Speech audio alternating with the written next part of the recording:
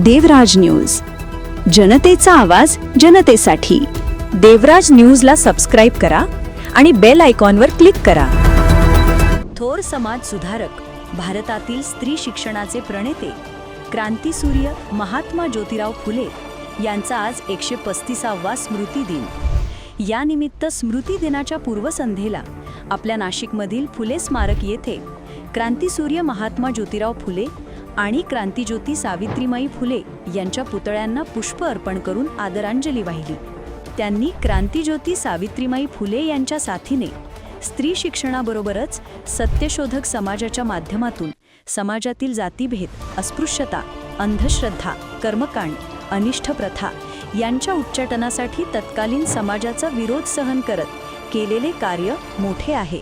फुले दाम्पत्याने स्वतःचे आयुष्य समाजाच्या सेवेसाठी व हितासाठी वेचले। त्यांच्या या कार्याचे यावेळी स्मरण केले।